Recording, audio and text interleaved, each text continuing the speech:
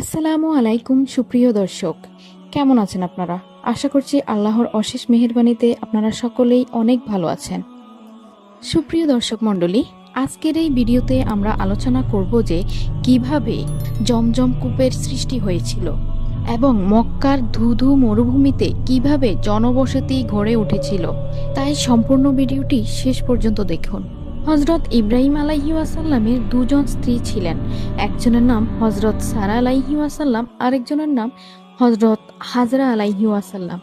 হাজরা আলাইহি ওয়াসাল্লামের একজন পুত্র সন্তান ছিল, যার নাম হজরত ইসমাইল আলাইহি ওয়াসাল্লাম।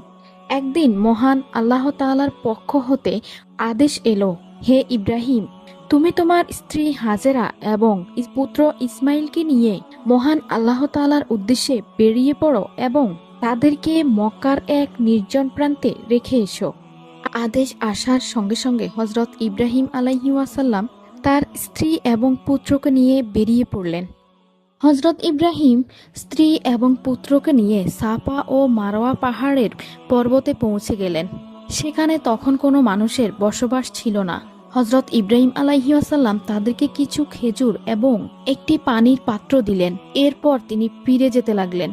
হজরত হাজরা আলাইহি ওয়াসাল্লাম হজরত ইব্রাহিম আলাইহি ওয়াসাল্লামের হাত ধরে বললেন, আপনি আমাদেরকে এইভাবে ফেলে কোথায় চলে যাচ্ছেন? এখানে না আছে কোনো খাবার, না আছে কোনো থাকার জায়গা, আমরা এখানে কিভাবে থাকবো? হাজরা আলাইহি ওয়াসাল্লামের কথা শুনে ইব্রাহিম আলাইহি ওয়াসাল্লাম একেবারে চুপচাপ ছিলেন। হযরত হাজরা আলাইহি ওয়াসাল্লাম বারবার জিজ্ঞেস করতে লাগলেন, কিন্তু ইব্রাহিম আলাইহি ওয়াসাল্লাম তারপরেও চুপচাপ ছিলেন। এরপর হজরত হাজরা আলাইহি ওয়াসাল্লাম জিজ্ঞাসা করলেন, এটি কি আল্লাহ তাআলার হুকুম? তখন ইব্রাহিম আলাইহি ওয়াসাল্লাম হ্যাঁ সূচক মাথা নাড়লেন। তখন হজরত হাজরা আলাইহি ওয়াসাল্লাম বললেন, মহান আল্লাহর যদি এটিই হুকুম হয়ে থাকে তবে তিনি নিশ্চয়ই আমাদের হেফাজত করবেন। এরপর হজরত ইব্রাহিম আলাইহি ওয়াসাল্লাম সেখান থেকে চলে আসলেন। আর তিনি মহান আল্লাহ তাআলার কাছে দোয়া করলেন, হে আল্লাহ, এখানে না কোনো খাবার আছে, না কোনো কিছু পান করার মতো আছে। আমি আমার পুত্র ইসমাইল এবং স্ত্রী হাজরা আলাইহি ওয়াসাল্লামকে সেখানে রেখে এসেছি, সম্পূর্ণ আপনার উপরে ভরসা করে। হে আমার আল্লাহ তাআলা, আপনি তাদেরকে খাবার এবং পানি পান করার ব্যবস্থা করে দিন, যাতে তারা আপনার শুকরিয়া আদায় করতে পারে। হজরত হাজরা আলাইহি ওয়াসাল্লামের কাছে থাকা পানি এবং খেজুর যখন শেষ হয়ে গেল, তখন শিশু ইসমাইল ক্ষুধা এবং পিপাসা যন্ত্রণায় কান্না শুরু করে দিলেন। ছেলের এমন করুণ অবস্থা দেখে হজরত হাজরা আলাইহি ওয়াসাল্লাম কখনো সাফা এবং কখনো মারওয়া পর্বতে দৌড়াতে লাগলেন, যদি কোথাও হতে একটু পানির ব্যবস্থা করা যায়। এইভাবে সাফা এবং মারওয়া পর্বতে দৌড়ে এসে আবার পুনরায় ইসমাইল আলাইহি ওয়াসাল্লামের কাছে আসতেন। সেখানে তিনি হজরত ইসমাইল আলাইহি ওয়াসাল্লামকে মাটিতে শুইয়ে রেখেছিলেন এবং তিনি তার আশেপাশে পানির খোঁজ করতে লাগলেন। পানির খোঁজে হজরত হাজরা আলাইহি ওয়াসাল্লাম সাফা এবং পর্বতের মাঝে 7 বার করে দৌড়াতে লাগলেন আর তার সঙ্গে সঙ্গে মহান আল্লাহ তাআলার কাছে দোয়া করতে লাগলেন, হে আল্লাহ, আমি আপনার উপর ভরসা করি, নিশ্চয়ই আপনি আমাদেরকে এই মুসিবতে একা ছেড়ে দিবেন না। মহান আল্লাহ তাআলা হজরত হাজরা আলাইহি ওয়াসাল্লামের দোয়া কবুল করে নেন এবং যেখানে শিশু ইসমাইল আলাইহি ওয়াসাল্লাম তৃষ্ণার জ্বালায় হাত পা ছোড়াছুড়ি করছিলেন, সেখানে হজরত জিব্রাইল আলাইহি ওয়াসাল্লাম এসে উপস্থিত হলেন এবং সেখানে একটি পানির ঝর্ণা সৃষ্টি করলেন। হজরত হাজরা আলাইহি ওয়াসাল্লাম সেই পানির ঝর্ণা দেখে অত্যন্ত খুশি হলেন। তিনি নিজে সেই পানি পান করলেন এবং ওনার পুত্রকেও পান করালেন। এরপর হজরত হাজরা আলাইহি ওয়াসাল্লাম সেই ঝর্ণার চারপাশে মাটি এবং পাথর দিয়ে বাঁধ তৈরি করলেন, যাতে সেখান থেকে পানি গড়িয়ে না যায়। তখন হজরত জিব্রাইল আলাইহি ওয়াসাল্লাম হজরত হাজরা আলাইহি ওয়াসাল্লামকে বললেন, আপনি ভয় পাবেন না, খুব তাড়াতাড়ি আপনার স্বামী হজরত ইব্রাহিম এবং আপনার পুত্র ইসমাইলকে দিয়ে মহান আল্লাহ তাআলা পুনরায় কাবাঘর নির্মাণ করবেন এবং এটি সমগ্র দুনিয়ায় মানুষের ইবাদতের কেন্দ্র হবে। এরপর মহান আল্লাহ তাআলা সেখানকার আশেপাশে খেজুর গাছের সৃষ্টি করলেন। হজরত হাজরা আলাইহি ওয়াসাল্লাম সেই খেজুর খেলেন এবং পানি পান করে মহান আল্লাহ তাআলার শুকরিয়া জ্ঞাপন করলেন। পানি এবং খেজুরের কারণে সেখানে পশু পাখিরাও আসা যাওয়া শুরু করে। এর কিছুদিন পরের ঘটনা, একদা এক বিরাট বাণিজ্যিক কাফেলা মরুপথ হারিয়ে এদিকে সেদিকে পথ অনুসন্ধান করতে লাগলেন। ফলে তাদের সঙ্গে যে খাবার পানি ছিল তা শেষ হয়ে গিয়েছিল। এই কারণে তারা ভীষণ উদ্বিগ্ন হয়ে পড়ে।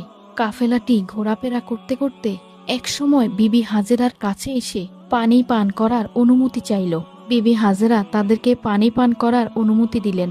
অতঃপর তারা বলল, হে মাননীয়া, আপনি অনুমতি দিলে আমাদের পানির পাত্রগুলো ভরে নিয়ে যেতে চাই এবং আপনাকে এর মূল্য প্রদান করতে চাই। তখন হাজেরা আলাইহি ওয়াসাল্লাম বললেন, তোমরা তোমাদের প্রয়োজন বা ইচ্ছা মতো পানি নিয়ে যাও। এটা মহান আল্লাহ তাআলার রহমতের পানি, এতে সকলেরই অধিকার রয়েছে। এই পানির বিনিময়ে আমাকে কিছুই দিতে হবে না। কাফেলার লোকেরা হযরত হাজেরা আলাইহি ওয়াসাল্লামের কথায় খুবই খুশি হলেন এবং তারা এই কূপ থেকে পানি তুলে তাদের পানির পাত্রগুলো ভরে নিল। জমজম কূপ থেকে যেই পানি নির্গত হচ্ছিল তা ওই কূপের চারিদিকে বাদ দেওয়া সত্ত্বেও কিছু পানি চতুর্দিকে ছড়িয়ে পড়ল। ফলে ওখানকার শুকনো স্থানগুলো স্বাভাবিকভাবেই উর্বর হয়ে গেল এবং যথেষ্ট পরিমাণে বৃক্ষলতা জন্মাতে শুরু করলো। কিছুদিনের মধ্যেই মরু উদ্যানে পরিণত হলো। তারা সেখানে বসতি স্থাপনের জন্য প্রলুব্ধ হয়ে গেল। তাই তাদের মধ্যে অনেকেই হাজেরা আলাইহি ওয়াসাল্লামের কাছে হাজির হয়ে বলল, হে মাননীয়া, আপনি সম্মত থাকলে আমরা এখানে বসতি স্থাপন করে বসবাস করতে চাই। এখানকার জমি খুবই উর্বর এবং এই জমিতে আমরা চাষাবাদ করতে চাই এবং এখানে যে ফসল উৎপাদন হবে তার 1/4 আমরা আপনাকে প্রদান করব। আর আমাদের এই উপকারের জন্য আপনাকে আমরা উত্তম বাসগৃহ নির্মাণ করে দিব। এই বিষয়ে আমরা আপনাকে আরও প্রতিশ্রুতি দিচ্ছি যে যদি অনুগ্রহ করে আমাদের এই প্রস্তাবে আপনি রাজি হন, তাহলে আমরা এখানে যা কিছুই করি না কেন সবকিছুতেই আপনার অনুমতি এবং উপদেশ গ্রহণ করব। আর আপনার অনুমতি ছাড়া আমরা কখনোই কিছুই করব না এবং আপনাকে আমাদের মায়ের মতো মান্য করে চলব।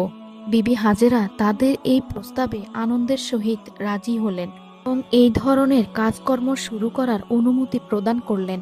বিবি হাজেরার থেকে অনুমতি নিয়ে তারা সেখানে ঘরবাড়ি নির্মাণ করে বসবাস শুরু করলেন এবং সেখানকার জমিতে চাষাবাদও শুরু করলেন। চাষাবাদের ফলে উৎপন্ন শস্য এবং ফসলের 1/4 তারা বিবি হাজেরা আলাইহি ওয়াসাল্লামকে প্রদান করতেন।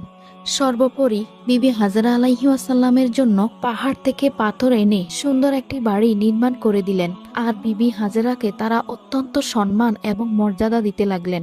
সেখানকার জমি খুবই উর্বর ছিল বিধায় অল্প দিনের মধ্যেই সেখানে প্রচুর ফলমূল এবং শস্য উৎপন্ন হতে লাগলো। এই খবর চারিদিকে প্রচারিত হওয়ার পর দেশ বিদেশ হতে ব্যবসায়ীগণ ক্রয় বিক্রয় করতে এখানে আসা যাওয়া শুরু করলো। ইতিমধ্যে সেখানকার অধিবাসীর সংখ্যা বৃদ্ধি পাওয়ায় নানা প্রকার বিদেশি পণ্য বিক্রির জন্য আমদানি করতে লাগলো। এভাবে ক্রমান্বয়ে এই শহরটি পৃথিবীর সেরা পবিত্র ও বিখ্যাত মক্কা নগরী নামে পরিচিত হতে লাগলো। তখনকার মানুষ বালতি এবং মশকের সাহায্যে পানি তুলত। বর্তমানে মানুষ মেশিনের সাহায্যে জমজম কূপের পানি উত্তোলন করে এবং বড় বড় ড্রামের সাহায্যে সেই পানি মসজিদে নববী পর্যন্ত পৌঁছে যায়। এখন জমজম কূপের ঝর্ণা কাবার থেকে মাত্র 31 কিলোমিটার দূরে। সাফা মারোয়া পর্বতকে কেটে ছোট করা হয়েছে আর এর চারপাশে সীসার দেওয়াল তৈরি করা হয়েছে যাতে এর উপরে কেউ উঠতে না পারে, কারণ পূর্বে মানুষ এর উপরে উঠে যেত। বর্তমানে সাফা এবং মারোয়া এর মাঝে একটি রাস্তা করা হয়েছে যেখান দিয়ে হযরত হাজেরা আলাইহি ওয়াসাল্লাম দৌড়ে ইসমাইল আলাইহি ওয়াসাল্লামের কাছে আসতেন। এই কারণেই এখান দিয়ে সবাই দৌড়ে যায়। সাফা এবং মারোয়াতে দুটি রাস্তা।